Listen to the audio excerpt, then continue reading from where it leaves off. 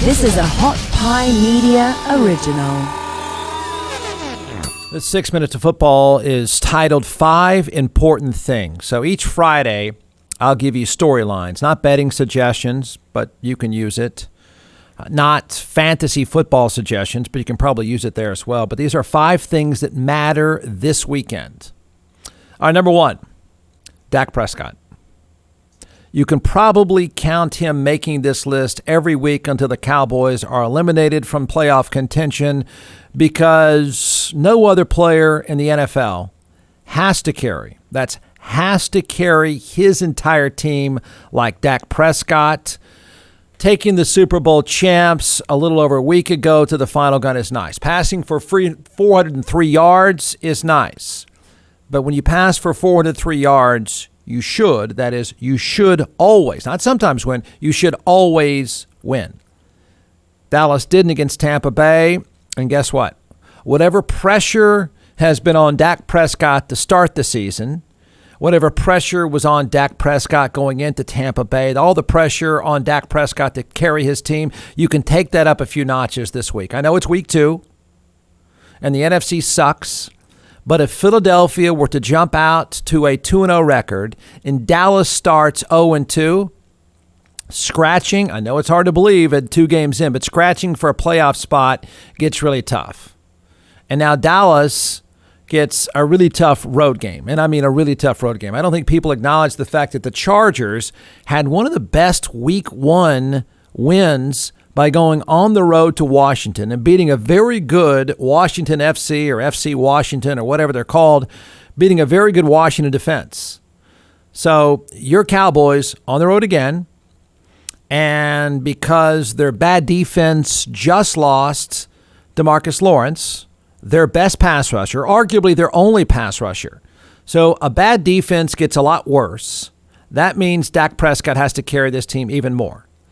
The game is set up, I guess if you want to look at it as a positive for Dallas, the game is set up as a shootout. The game, whatever the number is in this shootout, and it could go either way, because this is exactly what Dallas is built for. It's exactly what Jerry Jones wanted to have happen. He wanted a team that was going to try to get into shootouts week in and week out. So no matter what, take the over. Number 2, 5 important things. This could actually be 1A. Number 2 is Ezekiel Elliott. For all the pressure that's on Dak Prescott to win on the road in Los Angeles, some of that needs to be taken off and dumped on Ezekiel Elliott. He has to help. 13 touches for, 33 yards in week 1 against Tampa Bay is ridiculous. That's absurd. It's an absurd number of touches, and it's an absurd lack of productivity. They pay that guy a lot more than 33 yards. He has to help chew up the clock. He has to get at least 15 touches, and I don't know if he will. I don't know if anybody knows if he'll get 15 touches, but he also has to be effective. He can help his quarterback in the process. He can help his awful defense in the process of getting 15 touches.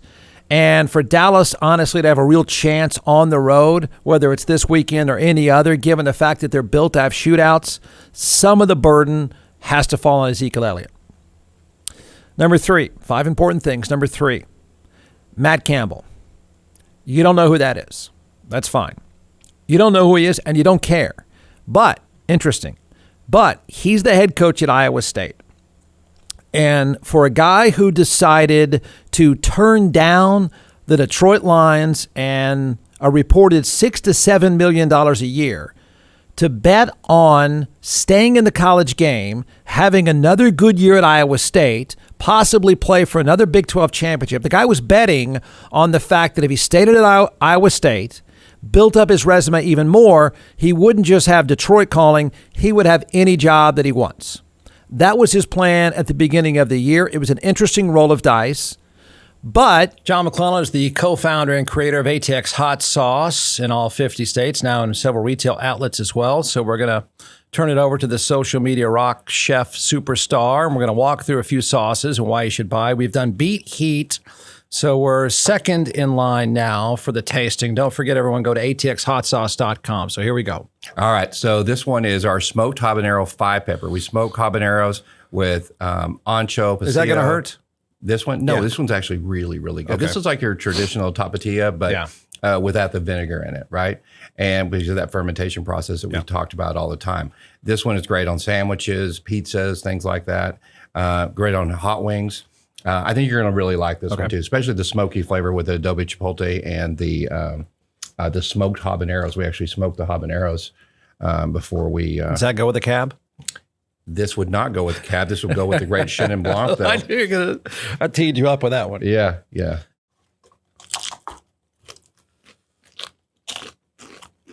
That is good. That's good. Isn't that good? It's just classic take. Well, it's a new take on a classic item. So it's called smoked habanero 5-pepper. All right, don't forget One of my ATX. favorites. Don't forget atxhotsauce.com. We thought he might be proven right. So it's all setting up for him. It's setting up perfectly for him. He lost week 1 at home to a very good Iowa team. Now, losing to Iowa is not shameful. That's probably at the end of the year going to be a top 12 team. Losing to Iowa is not shameful. They got blasted at home, though. And the problem for Matt Campbell, you coach at Iowa State, that takes the shine off being the hottest coach in the college game today. The first domino has fallen into place already for him. The guy's betting on having his pick of jobs, but he can't lose more than 2 more games or the shine is completely off. So the spotlight is now on him. The spotlight's on him because the USC job just opened up. That's the first domino in several dominoes that are going to fall throughout the year where you would think those are programs that would be calling on Matt Campbell, unless, of course, he loses 2 or 3 games. Number 3, 5 important things. Bijan Robinson. I know, they play Rice. Who cares? Sure enough. If he didn't play another snap the rest of this year, he'd be a first-round pick. This is a public relations game for one of the 2 best backs in the entire country. Is one of the best backs to play at Texas in the last 10 to 15 years. A terrible loss at Arkansas. I don't know that it's fair to say killed his Heisman hopes, but it's a big blow, a big blow. Now, because he's at Texas and because he's that good and because you would think he would get the touches, he's still got a chance. But as much as the Texas-Rice game means nothing, it means nothing. Rice is awful. They'll get blown out. But it's a giant game at home against a high school team. Could be a giant game at home against a high school team for Bijan Robinson. Texas will blow them out no matter what. Whatever the spread is, it doesn't matter. They win by 50. The question is, does he get enough? Think about this. Does he get enough first half highlight reels to keep his name in the mix? The Heisman race is wide open. All he needs to do is come out against Rice and put up ridiculously big numbers, and he gets mentioned again. Number 5, Urban Meyer.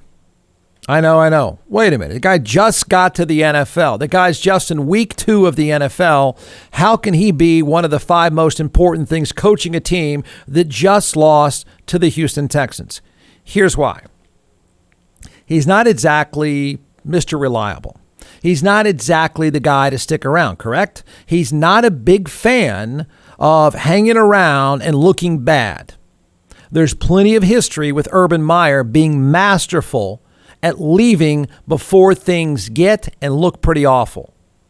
He's done an amazing job in his career, has succeeded everywhere he's been, but he's also a master at bailing out before he looks bad.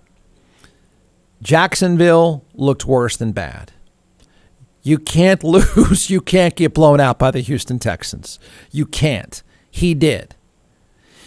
They were blown out by the Texans. It doesn't get much lower than that.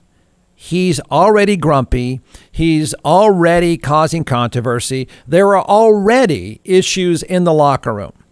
The fact that he's already grumpy and angry and there's issues within that locker room, and the fact that this team is terrible and not going to do much at all the rest of the year means he'll start hinting at leaving. Why would it matter now? Look, he's the best college coach in the game not named Nick Saban. That's not up for debate. He's been that good and that kind of success. He is the first choice of any program, any college program at any time, anywhere.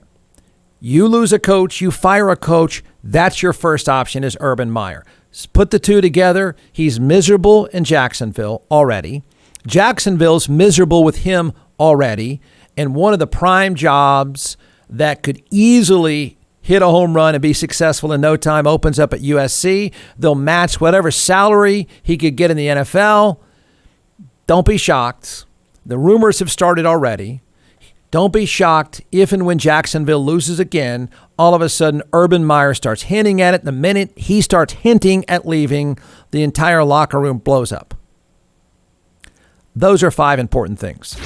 From the Hot Pie Media Studios in Austin, Texas, it's the Jeff Ward Show.